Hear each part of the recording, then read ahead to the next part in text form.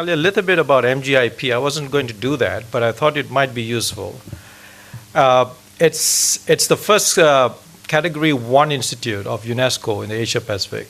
Generous funding from the Indian government. So in many ways, it's bucking the trend which most of these kind of institutes are always funded by the so-called usual suspects in the West. And for the first time, a country like India has taken on the challenge and has actually established what I would call a first-class, world-class institute here in Delhi.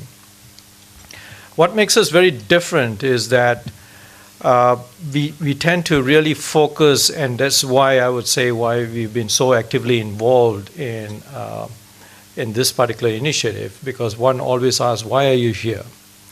If you look at our mandate or the name, it's on education for sustainable development and peace.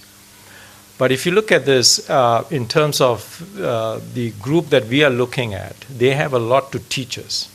I always say they have a lot to teach us, and in fact, we have a lot to learn from them. It's not the other way around. It's that we are wired differently from them. And unfortunately, the majority are wired differently. They are wired correctly, because after interacting with a lot of kids with difference learning, I think they have got the right attitude towards humanity. And so as an institute that's focusing on peace, sustainability, empathy, and compassion, we feel that this is a real rich laboratory for us to learn from them. So this is 17 goals that have been endorsed by 193 countries. For the first time, you have a full endorsement by the full members of the UN. And what makes it very different is that it's universal. And what it says is that ensure inclusive, equitable, quality education. There are a few more things, but these are the three key words for us. Inclusive, equitable, and quality.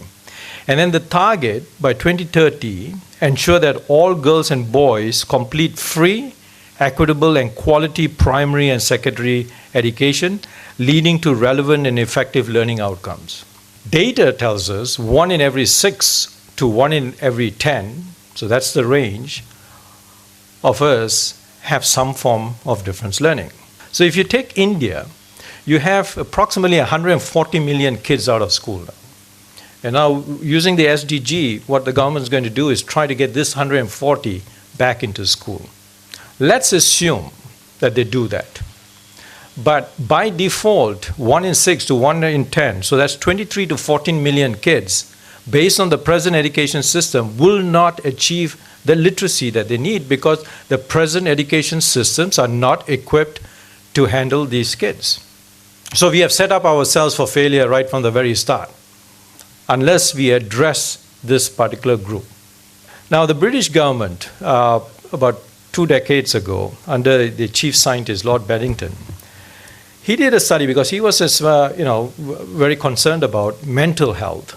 Within that report, he had a section on dyslexia, difference learning. And they found that more than average, the population in the prisons all had dyslexia or some form of difference learning. And then the economic cost to the economy was huge. So you have a huge social and economic cost. But here's the interesting fact.